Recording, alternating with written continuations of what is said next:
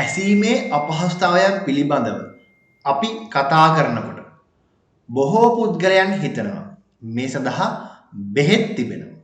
එහෙම නැත්නම් අපට කනට මැෂින් එකක් දාන්න මේ ආකාරයෙන් විවිධ මත එක් පුද්ගලයන්ට තිබෙනවා. මේ සම්බන්ධව ඔබට තිබෙන ප්‍රශ්න වලට පිළිතුරු ලබා දීම තමයි අද මම මේ වීඩියෝකින් සිදු කරනු ලබන්නේ. මම ඩිෂාන් ඩිසිල්වා. මම ස්පීච් ලැන්ග්වේජ් පැතොලොජිස්ට් කෙනෙක් සහ ඔඩියොලොජිස්ට් කෙනෙක් ලෙස කටයුතු කරනවා. ඔබ තවම මගේ මේ channel එක subscribe කරලා නැත්නම් channel එක දැන්ම subscribe කරන්න. මේ channel එකේ ශ්‍රවණ අපහසුතාවයන් මෙන්ම කතන අපහසුතාවයන් පිළිබඳව මම ඔබව දැනුවත් කරනවා. ඇසීමේ අපහසුතාවය එහෙම නැත්නම් මේ ශ්‍රවණ අපහසුතාවයන් ඇති වුණු පුද්ගලයෙක්ට විවිධ ප්‍රශ්න පැන නගිනවා. සමහර විට එය පවුලේ අයටත් එවැනි ප්‍රශ්න තිබෙන්න පුළුවන්. මෙන්න මේ ප්‍රශ්න කිහිපයක් ගැන තමයි මම අද ඔබ සමග කතා කරන්නේ. මෙහිදී ඔබගේ ප්‍රශ්නයට පිළිතුරු ලැබුණා නම් ඒක yes කියලා පහලින් කමෙන්ට් කරන්න. ඒත් එක්කම ඔබට තවත් මෙවැනි ප්‍රශ්න තිබෙනවා නම් ඒ ප්‍රශ්න පහලින් ඉදිරිපත් කරන්න. මම අනිවාර්යයෙන්ම ඒ සඳහා පිළිතුරු ලබා දීම සිදු කරන ලබනවා. දැන් අපි මේ ශ්‍රවණ අපහසුතාවයන් ගැන කතා කරනකොට අපි මුලින්ම පුද්ගලයෙක්ට ශ්‍රවණ අපහසුතාවයක් තිබෙනවාද නැද්ද කියන එක මුලින්ම දැනගන්න ඕනේ. සමහර පුද්ගලයන් අපට කියනවා මගේ එක කනක් විතරයි ඇහෙන්න අඩු වෙන්නේ අනිත් කනම් හොඳටම හොඳයි කියලා. මෙහිදී ඒ පුද්ගලයා කියපු දේ අපි පරීක්ෂාවක් මගින් එහෙම නැත්නම් ශ්‍රවණ පරීක්ෂාවක් මගින් තහවුරු කර ගැනීම ඉතාමත් වැදගත් වෙනවා. සමහර අවස්ථාවලදී මේ ආකාරයෙන් එක කනක් හොඳයි අනිත් කන තමයි තරමක් අඩු වෙලා තියෙන්නේ කියලා කියනකොට අපි පරීක්ෂා කරාම බොහෝ විට ඒ කන් දෙකේම ශ්‍රවණ අපහසුතාවයක් තිබෙනවා අපි දැක තිබෙනවා. ඒ නිසා ඔබට ශ්‍රවණ අපහසුතාවය එහෙම නැත්නම් ඇසීමේ අපහසුතාවයක් තිබෙනවා නම් ශ්‍රවණ පරීක්ෂාවක් කිරීමෙන් පසුව පමණයි අපට ඒ මට්ටම නිවැරදි ආකාරයෙන් හඳුනා ගන්න පුළුවන් වෙන්නේ. සමහර පුද්ගලයන් අපෙන් අහනවා මේ කනේ ටෙස්ට් එක විතරක් කරාම ඇතිද? ඕගොල්ලෝ කන ඇතුළේ එහෙම බලන්නේ නැද්ද කියලා අපෙන් අහනවා. මෙහිදී අපි මේ පරීක්ෂාව කිරීමට පෙර මුලින්ම ඒ පුද්ගලයන්ගේ මේ බාහිර කන සහ කන් බෙරය පරීක්ෂා කිරීම සිදු කරනු ලබනවා. මෙහිදී අපි ඔටොස්කෝප් එකක් ආධාරයෙන් එය පරීක්ෂාව සිදු කරන ලබනවා.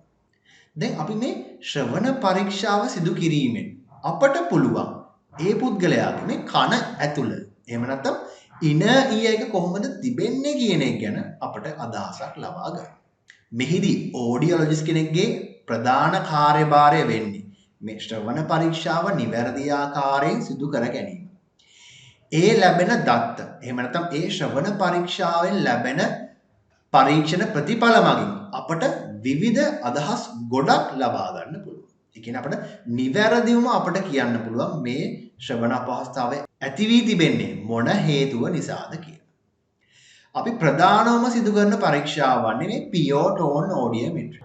මේ පරීක්ෂාව මගින් අපට ඒ පුද්ගලයාගේ ශ්‍රවණ හැකියාව කුමන මට්ටමේද තියෙන්නේ කියන එක අපට හඳුනා ගන්න පුළුවන්. ඒත් එක්කම තවත් පරීක්ෂාවන් අවශ්‍ය වුණොත් අපට ඒ පරීක්ෂාවලුත් සිදු කර තවත් වැඩි විස්තර අපට ලබා ගන්න පුළුවන්. අපි මේ පරීක්ෂාව සිදු කරන විට මම ඔබට කිව්වා අපි මැද කන එහෙම නැත්නම් අපේ කන් බෙරයතෙක් අපට පරීක්ෂා කරන්න පුළුවන් බාහිරින්. එතකොට යම් අවස්ථාවකදී අපි දැක්කොතින් ඒ පුද්ගලයාට යම් ඉන්ෆෙක්ෂන් එකක් එහෙම නැත්නම් යම් ආසාදන තත්ත්වයක් තිබෙනවා කියලා. මැද කනේ විශේෂයෙන්ම අන්න එය අපට හඳුනා ගන්න පුළුවන්. ඒ අවස්ථාවේදී අපි ඒ පුද්ගලයන්ව අවශ්‍ය වෛද්‍යවරුන් වෙත යොමු කිරීමත් අපි මෙහිදී සිදු කරනු ලබනවා. මෙන්න මේ ආකාරයෙන් තමයි අපි මේ ශ්‍රවණ පරීක්ෂාව සිදු කරනු ලබන්නේ. ඔබ කිසිම විටකත් හිතන්න එපා අපි කන පරීක්ෂා නොකර කොහොමද අපි මේ ශ්‍රවණ හැකියාව ලබා ගන්නේ කියලා. මෙහිදී අපි ඔබේ කන ටිම්පැනික් මෙම්බ්‍රේන් එක වනතෙක් එහෙම නැත්නම් මේ කන් බෙරයතෙක් පරීක්ෂාවක් සිදු කරනු ලබනවා. මේ ආකාරයෙන් අපට තවත් වැඩිපුර අහන්න තිබෙන ප්‍රශ්නයක් වෙන්නේ අපට මේ ඇසීමේ අපහසුතාවයක් තිබුණාම බෙහෙත් වලින් අපට මුකුත් කරගන්න බැරිද? එහෙම නැත්නම් අපට ඉන්ජෙක්ෂන් එකක් ගහලා මේක වෙනස් කරගන්න බැරිද? නැත්නම් අපට කනට මොනවා හරි දාලා බෙහෙතක් මොනවා හරි එහෙම නැත්නම් ක්‍රීම් එකක් දාලා එහෙම නැත්නම් මොනවා හරි බෙහෙතක් කනට දාලා මේ தත්ත්වය අපට නිවැරදි කරගන්න පුළුවන්ද කියන එක අපට බහුලවම අහනවා. මම ඒකට පිළිතුරක් ලබා දෙන්නම්. ඔව්. සමහර අවස්ථාවන් තිබෙනවා අපට බෙහෙත් මගින් ඒ தත්ත්වය සුව කරගන්න පුළුවන් අවස්ථා.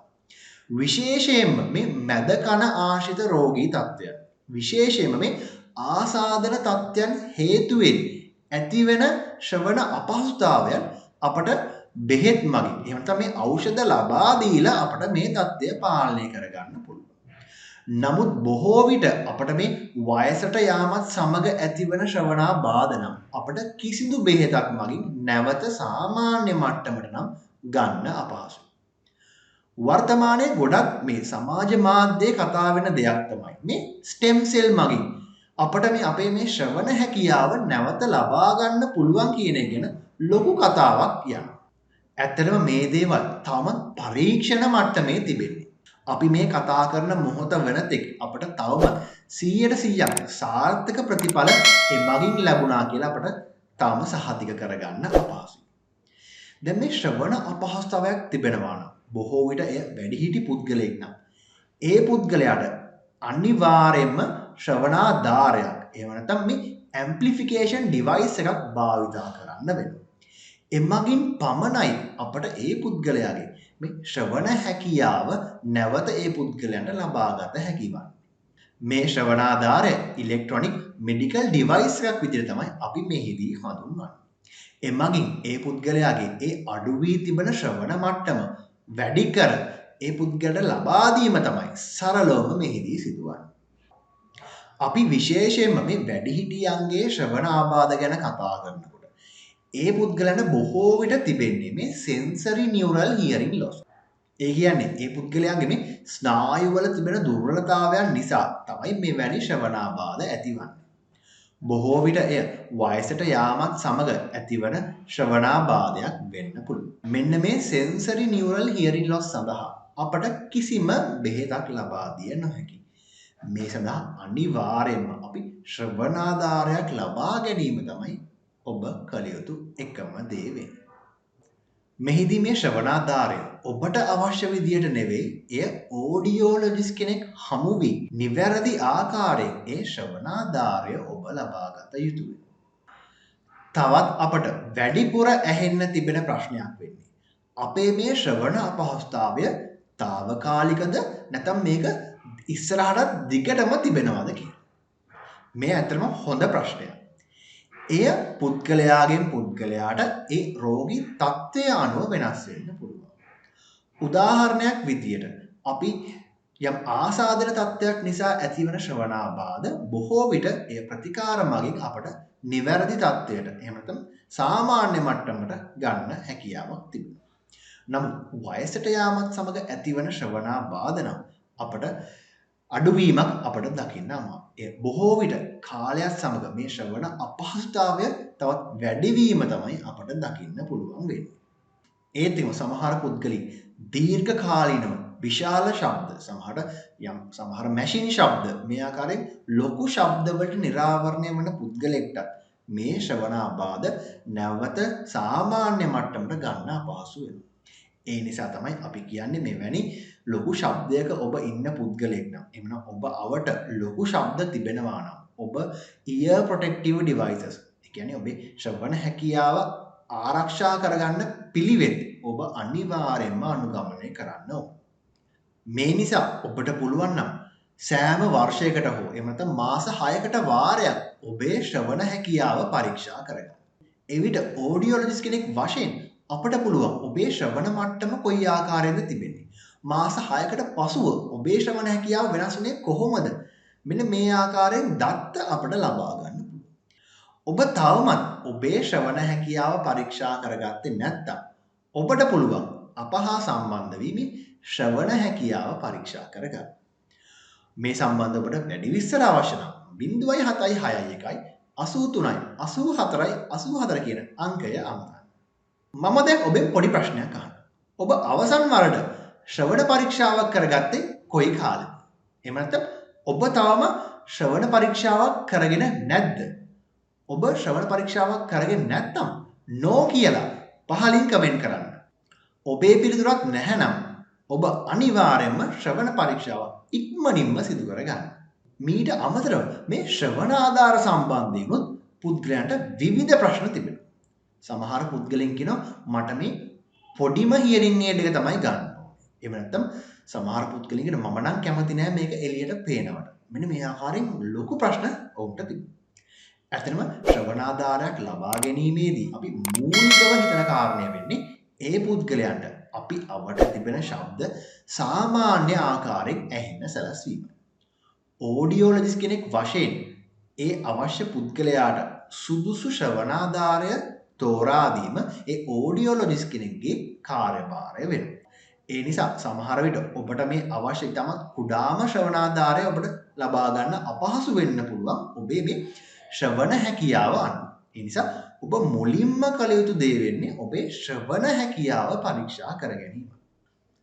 මම හිතනවා මේ වීඩියෝෙන් ඔබට මේ ශ්‍රවණාධාර එහෙම නැත්නම් මේ ශ්‍රවණ පරීක්ෂාවන් ගැන තිබෙන ප්‍රශ්න වලට යම් පිළිතුරක් ඔබට ලැබුණා කියලා. මීට අමතරව ඔබට තිබෙන ගැටලු ඕනෑම දෙයක් පහලින් කමෙන්ට් කරන්න. මම අනිවාර්යයෙන්ම මේ සඳහා පිළිතුරු ලබා දෙනවා. ඔබ විශේෂයෙන්ම ඔබට කතා කර යුතු මාතෘකාවක් තිබෙනවා නම් අන්න එයත් පහලින් කමෙන්ට් කරන්න. අන්න ඒ ඔබට තිබෙන ගැටලු ගැන මම ඉදිරියේදී මෙවැනි වීඩියෝකින් ඔබ එක්ක කතා කරන්න. ඔබට හෝ ඔබේ ආදරණීයන්ට ශ්‍රවණ පරීක්ෂාවක් හෝ ශ්‍රවණාධාරයක් ලබා ගැනීමට අවශ්‍ය නම් ඔබට අපව සම්බන්ධ කරගන්න පුළුවන්. අපව 0761 83යි 84යි 84 කියන අංකයෙන් සම්බන්ධ කරගන්න පුළුවන්. ඔබ තවමත් මගේ මේ channel එක subscribe කරලා නැත්නම් channel එක දැන්ම subscribe කරන්න. ඒත් එකම bell icon එක click කරන්න අමතක කරන්න එපා. ඒ විට මම අලුතෙන් අප්ඩේට් කරන වීඩියෝස් අප්ලෝඩ් කර විගස ඔබට නොටිෆිකේෂන් එකක් මගින් දැනුවත් වීමක් ලබා දෙනවා. බොහොම ස්තුතියි මගේ මේ වීඩියෝ එකත් එක්ක එකතු වෙලා හිටියට. ආයුබෝවන්.